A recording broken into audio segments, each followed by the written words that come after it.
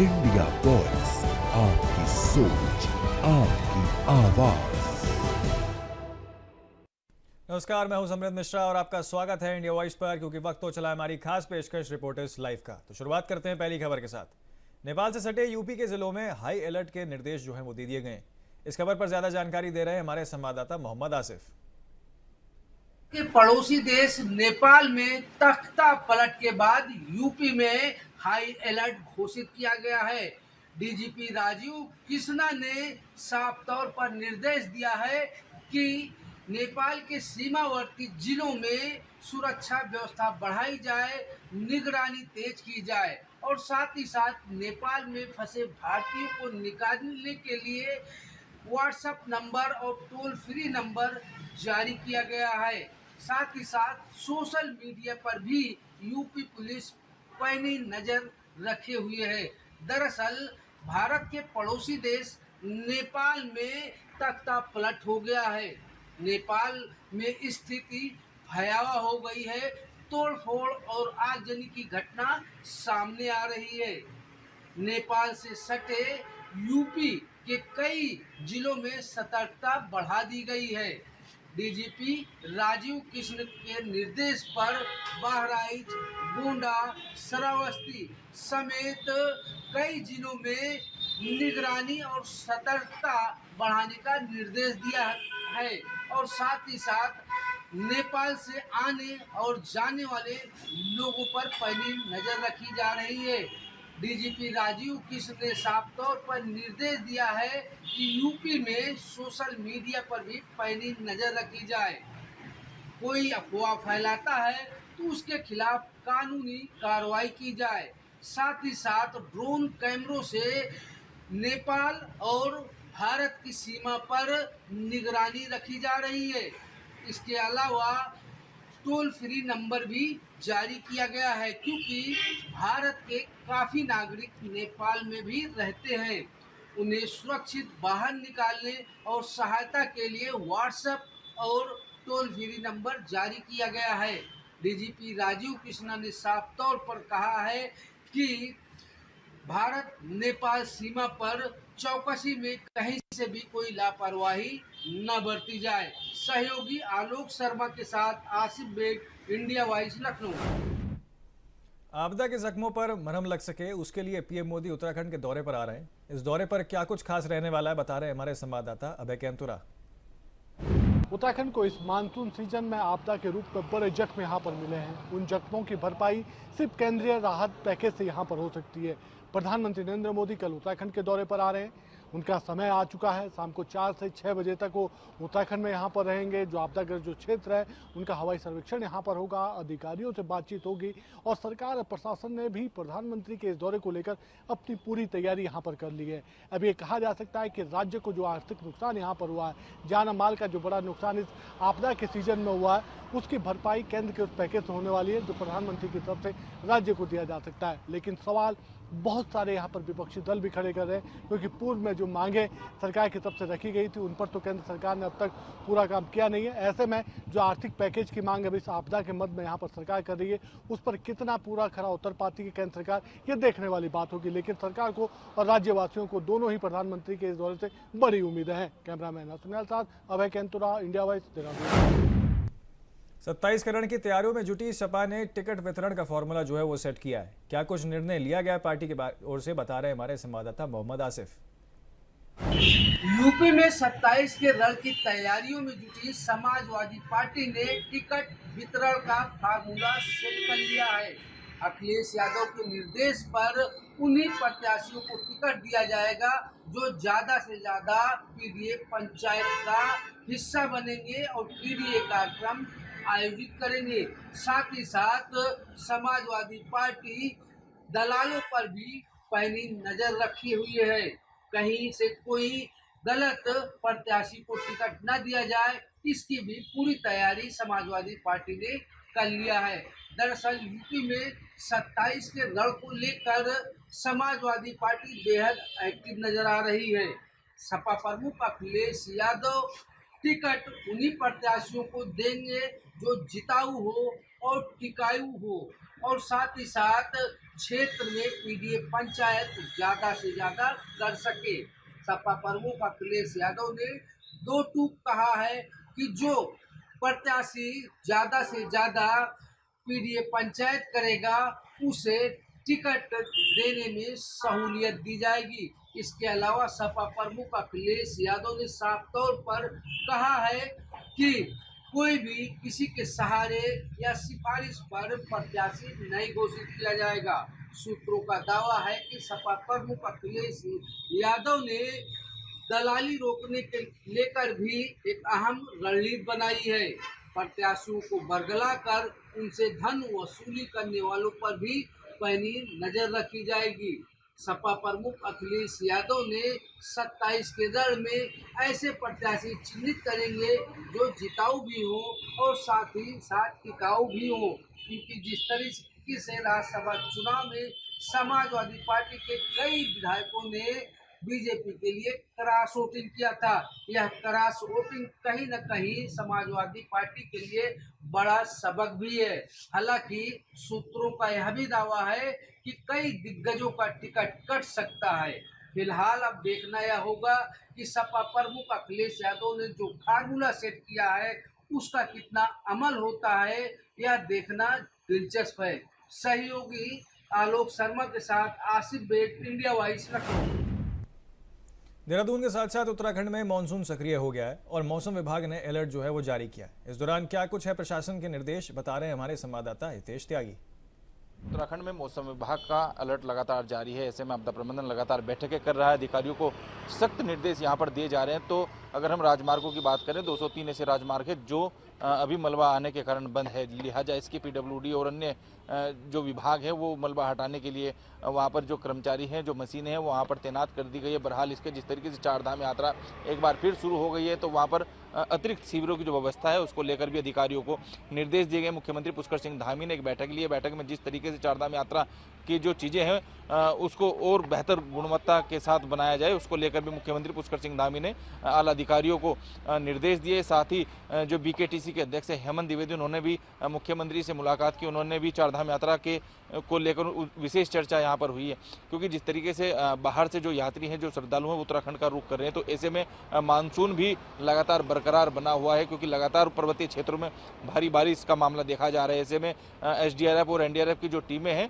वहाँ पर तैनात कर दी गई। अतिरिक्त टीमों को भी लगाने की जो व्यवस्था है वो सरकार अभी कर रही है। ऐसे में लगातार जिस तरीके से राजधानी देहरादून की बात करें तो यहाँ पर अभी पिछले 12 घंटे से बारिश की स्थिति कम देखने को मिली है, लेकिन जो राजधानी देहरादून का जो आला प्रशासन है वो पूरी तरीके से मुस्तैद है। डीएम और एसएसपी दोनों लगातार बैठकें कर रहे हैं। कैमरा पर्सन हर्ष सुनियाल के साथ हितेश त्यागी, इंडिया वॉइस, देहरादून। खबर प्रयागराज से है, जहां जेल में बंद सपा के वरिष्ठ नेता आजम खान के केस पर इलाहाबाद हाईकोर्ट ने फैसला सुनाया है। क्या कुछ फैसला दिया है कोर्ट ने, बता रहे हमारे संवाददाता शोएब।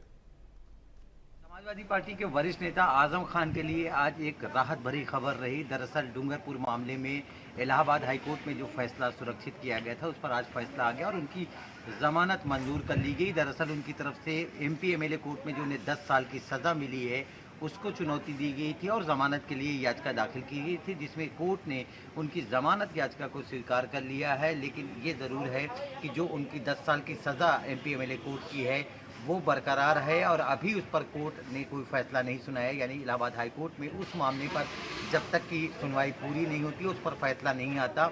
उनकी बेल ज़रूर एक्सेप्ट कर ली गई, उनकी ज़मानत को मंजूर कर लिया गया। तो कह सकते हैं कि आज आजम खान के लिए राहत भरी ज़रूर बात रही है और जो उनकी बेल एप्लीकेशन है उसको इलाहाबाद हाई कोर्ट ने मंजूर कर लिया है, तो कहीं ना कहीं उन्हें राहत मिली है। लेकिन जो ये पूरे मामले में उन्हें 10 साल की सज़ा एमपी एमएलए कोर्ट से मिली है, उस सज़ा को जो चुनौती दी गई थी उस पर जब तक फैसला नहीं आता वो मामला अभी बरकरार रहेगा। उस पर कोर्ट आगे क्या रुख अख्तियार करेगा। लेकिन जो उनकी ज़मानत की याचिका थी जो मंजूर करने के बाद उन्हें राहत ज़रूर मिली है। तो ये कहा जा सकता है कि डूंगरपुर का ये चर्चित मामला था जिसमें इन्हें एमपी एमएलए कोर्ट से 10 साल की सज़ा मिली थी, जिसको उन्होंने इलाहाबाद हाई कोर्ट में चुनौती दी थी। पिछले दिन उस पर सुनवाई होने के बाद फैसला सुरक्षित कर लिया गया था।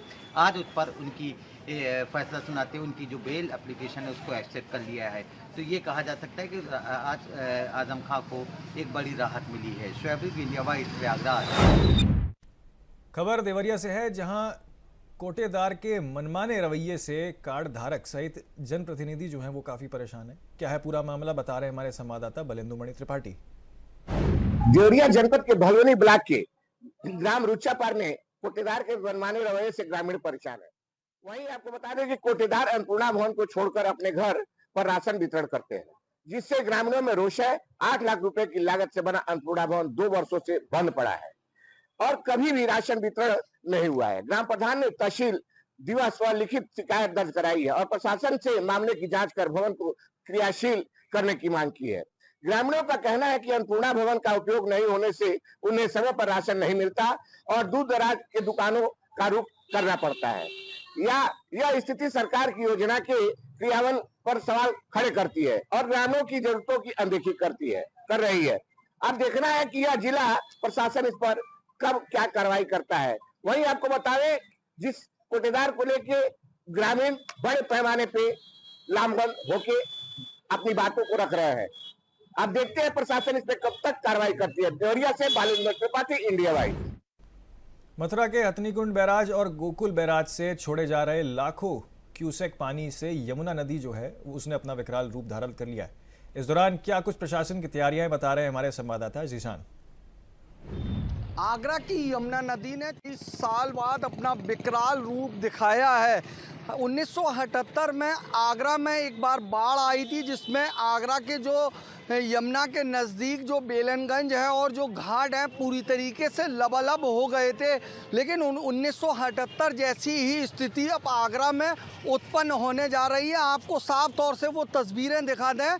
आगरा की जो यमुना नदी है उसने अपना विकराल रूप ले लिया है। आप साफ तौर से देख सकते हैं कि यहाँ पर जो यमुना है वो अपने पूरे सवाब पर बह रही है। सामने एतमादौला है, यहाँ पर देश विदेश से टूरिस्ट आते हैं और यहाँ पर निहारते हैं। वहीं यहाँ से कुछ नज़दीक ही ताजमहल भी है। लेकिन एतमादौला की अगर बात करें तो एतमादौला के जो दर हैं पूरी तरीके से यमुना में समा गए हैं। ये कह सकते हैं कि एक मंजिल जो दर होते हैं वो पूरी तरीके से यमुना नदी में समा चुके हैं। कह सकते हैं कि जिस तरीके से 1978 में आगरा में बाढ़ आई थी, ऐसी स्थिति अब आगरा में दोबारा से उत्पन्न हो गई है। हालांकि यहाँ पर हम इस वक्त ब्रिज पर मौजूद हैं। आप साफ तौर से देख सकते हैं कि जो आगरा में जो यमुना के नज़दीक जिस तरीके से पुल बने हैं वो पूरी तरीके से आधे डूब चुके हैं और यमुना पूरे अपने सवाब पर बह रही है। कह सकते हैं जिस तरीके से आगरा में मथुरा की बात करें या फिर दिल्ली की बात करें तो मथुरा से गोकुल बैराज की बात करें या हथनीकुंड बैराज की बात करें तो कई लाख क्यूसेक पानी छोड़े जाने के कारण यमुना नदी अपने पूरे सवाब पर है। लगातार जिला प्रशासन जो यमुना किनारे बसे हुए क्षेत्र हैं वहाँ की मुनादी भी कराई जा रही है और जो आसपास के क्षेत्र हैं वहाँ क्षेत्रों को अलर्ट भी कर दिया गया है और जो ज़रूरी सामान है वो जिला प्रशासन की ओर से मुहैया कराए जा रहे हैं। वहीं जो आसपास के क्षेत्र हैं उनसे साफ तौर से जिला प्रशासन ने एक अपील की है, गाइडलाइन दी है कि जो सुरक्षित स्थान है वह सुरक्षित स्थानों पर पहुंच जाएं, क्योंकि यमुना अपने पूरे सवाब पर है। हालांकि जो शहरवासी हैं वह यमुना के नज़दीक तमाम सेल्फी लेते हुए भी नज़र आ रहे हैं। यमुना का जो नज़ारा है वो अपने कैमरों में कैद कर रहे हैं। लेकिन जो जिला प्रशासन है, आगरा जिलाधिकारी अरविंद मलप्पा हैं, उन्होंने आगरा शहर वासियों से अपील की है कि वह अपने घरों से ना निकलें और जो यमुना के नज़दीक क्षेत्र हैं उस क्षेत्रों पर यमुना को देखने ना पहुँचें, ऐसी जिलाधिकारी ने भी अपील की है। वहीं अगर आगरा पुलिस की बात करें, जिस तरीके से यमुना घाटों पर लबालब पानी भरा हुआ है तो आगरा पुलिस ने भी वहां बैरिकेडिंग लगा दी है और किसी को अंदर जाने की अनुमति नहीं है। आगरा का जो प्रसिद्ध मंदिर है कैलाश मंदिर के भी अब दरवाजे दर्शन करने के लिए भक्तों के लिए बंद कर दिए गए हैं, क्योंकि यमुना का जो पानी है वह कैलाश मंदिर में भी प्रवेश कर चुका है। कह सकते हैं कि तमाम जो आसपास के क्षेत्र हैं वो पूरी तरीके से प्रभावित हो चुके हैं। एक बार फिर कैमरामैन से कहेंगे, ये यमुना का नज़ारा है। यमुना अपने पूरे सबाब पर बह रही है और जो आसपास के क्षेत्र हैं, सामने जितने जो रिहायशी इलाका है, पूरा इलाका जलमग्न हो चुका है। वहाँ से लोगों को उनके घर खाली करा दिए गए हैं और कुछ लोग अपने ज़रूरी सामान और ख़ुद भी वह सुरक्षित स्थानों पर पहुंच गए हैं और लोगों के घरों में ताले लगे हुए हैं। अब देखने वाली बात होगी कि जिस तरीके से यमुना का पानी लगातार जो जलस्तर है बढ़ रहा है, आगे ये कहां तक पहुंचता है। अपने सहयोगी उमर के साथ जीशान अहमद, इंडिया वॉइस, आगरा। एक बहुत छोटा सा ब्रेक ले रहे हैं, जल्द लौटेंगे, आप बने रहिए इंडिया वॉइस के साथ। तो आपका स्वागत है एक छोटे से ब्रेक के बाद। अब रुक करते हैं बाकी खबरों की ओर। खबर बरेली से है, जहां एक युवक स्कूटी पर खतरनाक स्टंट करते हुए कैमरे में कैद हो गया है। पूरी खबर बता रहे हैं हमारे संवाददाता अंकुर। बरेली के थाना कोतवाली क्षेत्र में एक युवक स्कूटी पर बिना हेलमेट धड़ल्ले से स्टंट करता नजर आ रहा है। दरअसल एक युवक बरेली के कोतवाली क्षेत्र पे ब्रिज के पास से अपनी स्कूटी पे दोनों पैर पीछे की ओर रखते हुए स्पीड से बढ़ता आगे जाता नजर आ रहा है। इस वीडियो में साफ तौर पे देख सकते हैं, ना तो इसको अपनी जान की परवाह है, ना ही दूसरे लोगों की जान की परवाह है। और इस तरीके से स्कूटी चलाते हुए ये युवक जा रहा है, ना उसको बिल्कुल भी डर नहीं कि इसकी इस हरकत की वजह से, इस स्टंट की वजह से किसी की जान भी जा सकती है और कोई ना कोई बड़ा हादसा भी हो सकता है। लेकिन जिस तरीके से ये स्कूटी चला रहा है, तो कहीं ना कहीं स्टंट बाजों के लिए एक बड़ी सबक है कि अब लोग अपनी जान की भी परवाह करें और दूसरों की जान की भी परवाह करें। बरेली से इंडिया वॉइस के लिए अंकुर चौधरी। खबर अलीगढ़ से है, जहां बेजुबान जानवर कुत्ते के साथ क्रूरता का जो है एक वीडियो सामने आया है। इस पर क्या कुछ लोगों की प्रतिक्रिया रही है, बता रहे हमारे संवाददाता शाहनवाज। बेजुबान जानवर को मोटरसाइकिल से रस्सी से बांधने के बाद खींचते हुए एक वीडियो सोशल मीडिया पर तेजी से वायरल हुआ है। वीडियो में साफ तौर पर देखा जा सकता है कि बाइक सवारों के द्वारा एक बेजुबान जानवर कुत्ते को रस्सी से बांधकर बाइक से खींचने का कार्य किया जा रहा है, जिसके बाद ये वीडियो सोशल मीडिया पर वायरल होने के बाद जीव दया फाउंडेशन के द्वारा अलीगढ़ के थाना सासनी गेट इलाके में तहरीर देते हुए पशु क्रूरता अधिनियम के तहत मामले में मुकदमा दर्ज करने के बाद कार्रवाई की मांग की गई है। इधर जीव दया फाउंडेशन के कार्यकर्ताओं के द्वारा साफ तौर पर पुलिस से कड़ी और कठोर कार्रवाई की मांग की गई है। इनका कहना है कि जिस तरीके से बेजुबान जानवर को पैर में रस्सी बांधकर बाइक से खींचने का कार्य किया जा रहा है, उसकी वह घोर निंदा करते हैं। एक बेजुबान जानवर को जिस तरीके से उनके द्वारा खींचा जा रहा है, जिन लोगों ने भी इस कृत्य को अंजाम दिया है, उन पर कठोर कार्रवाई की जाए। इधर पुलिस ने पूरे मामले में तहरीर प्राप्त करने के बाद उनको आश्वासन दिया है कि जो भी लोग बाइक पर सवार होकर वीडियो में नजर आ रहे हैं, पुलिस के द्वारा इन पर कठोर से कठोर कार्रवाई अमल में लाई जाएगी। फिलहाल मामले में जीव दया फाउंडेशन के द्वारा एक तहरीर दे दी गई है, जिस पर पुलिस का कहना है तहरीर प्राप्त कर ली गई है और जल्द ही तहरीर के बाद मुकदमा लिखने के बाद आरोपियों के खिलाफ कार्रवाई की जाएगी। अलीगढ़ से मोहम्मद शाहनवाज, इंडिया वॉइस। कोरबा जिले के हल्दी बाजार थाना क्षेत्र के पास सीआईएसएफ के जवान द्वारा गोली चलाने की घटना जो है वो सामने आई है। क्या है पूरा मामला, बता रहे हमारे संवाददाता सुहेल। 10 तारीख कोरबा जिले में आज मध्य क्षेत्र आदिवासी विकास परिषद के प्राधिकरण की बैठक होने जा रही है। पूरा प्रदेश का कैबिनेट आज कोरबा में कलेक्ट्रेट में जमा हो रहा है और यहाँ पे एक बुरी खबर, अभी मुख्यमंत्री का हेलीकॉप्टर रायपुर से उड़ा है, कोरबा पहुंचा भी नहीं है। यहाँ एक बड़ी घटना घट गई है। हरदी बाजार में एक सीआईएसएफ के जवान ने गोली चला दी, जिसमें से 2 व्यक्तियों के मौत की सूचना अभी फिलहाल मिल रही है और एक व्यक्ति घायल है, ऐसी सूचना पुलिस सूत्रों से मिल रही है। हालांकि अभी आधिकारिक पुष्टि नहीं हो पाई है, लेकिन ये सूत्रों के हवाले से ये बात पता चल गई कि हरदी बाजार में गोली चलने से 2 लोगों की मौत हो चुकी है। एक व्यक्ति घायल है, जिसे अस्पताल ले जाया गया है। बहरहाल अभी कैबिनेट की बैठक शुरू नहीं हुई, गृह मंत्री भी यहीं पर हैं और इस तरह से सुरक्षा व्यवस्था की पोल खुल जाना ये अपने आप में एक बड़ी बात है। कोरबा से इंडिया वॉइस के लिए मैं सुहेल। खबर हमीरपुर से है, जहां 4 महीने की गर्भवती मंदबुद्धि महिला की रेप के बाद जो है मौत हो गई है। इस घटना पर क्या कुछ कार्रवाई हुई है, बता रहे हमारे संवाददाता रुपेश।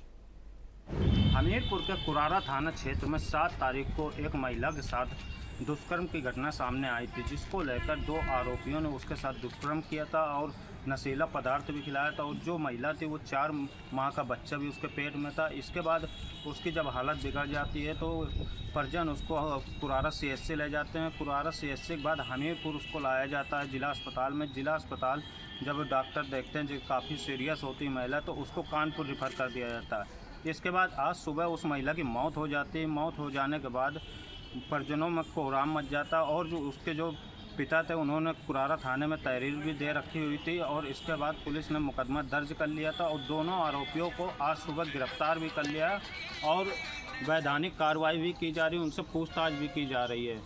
इसका पूरा खुलासा हमीरपुर सदर CO जोहन राजेश कमल उन्होंने किया है आज इस मामले का। इंडिया वॉइस से रूपेश गुप्ता, हमीरपुर।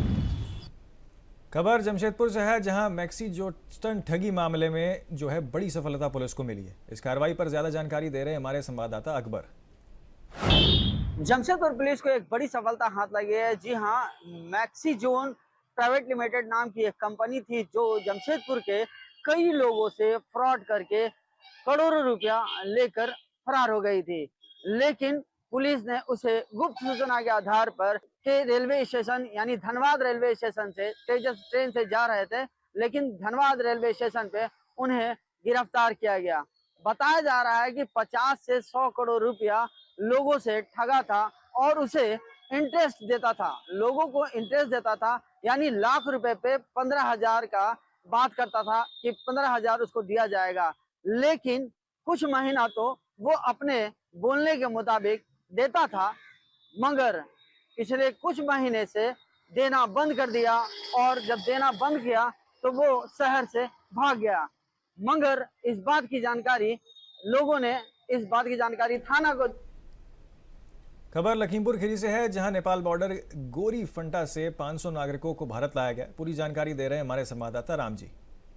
नेपाल में हुए हिंसक प्रदर्शन को लेकर लखीमपुर खीरी के जो एरिया है पलिया इंडो नेपाल बॉर्डर पर हाई अलर्ट देखा गया है। आपको बता दीजिए भारी तादाद में पैरा मिलिट्री फोर्स, SSB और सिविल पुलिस और PSC के जवान बाकायदा बॉर्डर पे लगाए गए हैं और बॉर्डर की हर तरीके से मॉनिटरिंग की जा रही है। वहीं आपको बता दें जो सीमा है धनगढ़ी की जो सीमा है वो ओपन सीमा है। कई गाँव जो लखीमपुर खीरी के कई गाँव लगते हैं, उन गाँव के जो बाकायदा प्रधान हैं, चौकीदार हैं, कोटेदार हैं, उनसे भी एक संवाद किया गया है कि जिस all Jharkhand student union party ने विभिन्न जन समस्याओं को लेकर वीडियो के माध्यम से मुख्यमंत्री हेमंत सोरेन के नाम का जो है ज्ञापन सौंपा है। इस खबर पर ज्यादा जानकारी दे रहे हैं हमारे संवाददाता रविकांत।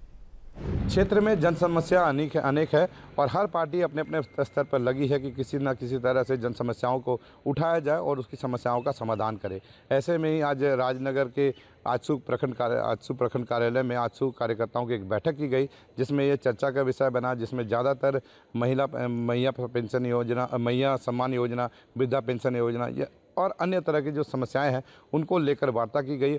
और वार्ता करने के बाद प्रखंड विकास पदाधिकारी के पास एक ज्ञापन सौंपा गया, जिसमें ये कहा गया कि मैया सम्मान के लिए आज महिलाएं प्रखंड कार्यालय का चक्कर का। खबर मेरठ से है, जहां अब्दुल्ला रेजिडेंसी पर बवाल जो है वो शुरू हो गया है। क्या है पूरा मामला, बता रहे हैं हमारे संवाददाता शाहरुख। मेरठ में अब्दुल्ला रेसिडेंसी कॉलोनी अब विवादों के घेरे में है। आप देख सकते हैं ये वही अब्दुल्ला रेसिडेंसी कॉलोनी है जिस पर अब प्रशासन का पीला पंजा यानी बुलडोजर कार्रवाई कल की गई है। बड़े स्तर पर अंदर बाउंड्री दीवार जो है वो तोड़ी गई है। आप देख सकते हैं ये मेन गेट है अंदर का। ये आरोप यहाँ पर हिंदू द्वारा लगाए गए हैं। हिंदू समुदाय के लोगों ने ये कहा है कि यहाँ पर हिंदुओं को प्लॉट विलास फ्लैग देने से मना किया जा रहा है और मुस्लिम कम्युनिटी के लोगों को यहाँ पर हर चीज की सुविधा है। उनको विलास भी दिए जा रहे हैं, उनको फ्लैट भी दिए जा रहे हैं, उनको प्लॉट भी दिए जा रहे हैं। हालांकि हमने जब गेट के अंदर जाने की कोशिश की तो यहाँ पर गार्ड जो सुरक्षा के लिए यहाँ खड़े हुए हैं, उनका कहना यह है कि मालिकों ने अंदर जाने से साफ मना कर दिया। हालांकि मीडिया की एंट्री बंद की गई है और आप देख सकते हैं कि यहाँ से वहां तक पूरा एरिया। खबर कन्नौज से है, जहां मकान के बंटवारे को लेकर भाइयों में जमकर मारपीट हुई है। पूरी खबर बता रहे हैं हमारे संवाददाता राम ऋषि पांडे। कन्नौज जिले में दो युवकों के बीच मारपीट हो रही है, जिसका वीडियो सोशल मीडिया पर तेजी से वायरल हो रहा है। वायरल वीडियो में तरह तरह के लोग कमेंट कर रहे हैं। वायरल वीडियो छिबरामऊ इलाके का बताया जा रहा है, जिसमें मारपीट कर रहे हैं वो दोनों भाई बताए जा रहे हैं। मकान बंटवारे को लेकर दोनों के बीच मारपीट हुई, फिर लाठी डंडे चले। हालांकि पुलिस के मुताबिक दोनों तरफ से तहरीर दे दी गई है और तहरीर और खबर प्रतापगढ़ से है, जहां जौनपुर के लिए सवारी भर रही बस की ARTO ने जांच की तो उसे पर लंबा प्लेट फर्जी निकला है। उसका जो नंबर प्लेट है वो फर्जी निकला। क्या है पूरा मामला, बता रहे हैं हमारे संवाददाता अतुल। प्रतापगढ़ से है, जहां पर ट्रांसपोर्टर बस संचालक की गजब की कहानी देखने को मिली है। बता दें कि मंगलवार को ARTO दिलीप गुप्ता शहर में चेकिंग कर रहे थे, तो चेकिंग के दौरान उनकी नज़र एक लाल रंग की बस पर पड़ती है और वह बस के पास पहुंचते हैं तो कागजात और चेकिंग करते हैं तो वह पाते हैं कि बस में लगा नंबर किसी अन्य वाहन का है और चेसिस नंबर का भी मिलान करते हैं तो टैली नहीं हो पाता है।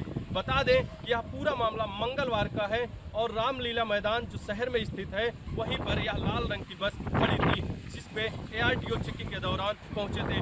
ARTO दिलीप गुप्ता बस को सीज कर रोडवेज बस स्टैंड पर खड़ी करा देते हैं और अन्य जांच कर कार्रवाई की बात करते हैं। ARTO दिलीप गुप्ता से बात की गई तो उन्होंने कहा कि बस के कागजात न होने के कारण उसे सीज कर दिया गया है। और तो फिलहाल के लिए इस बुलेटिन में इतना ही। बाकी तमाम खबरों के लिए आप देखते रहिए इंडिया वॉइस।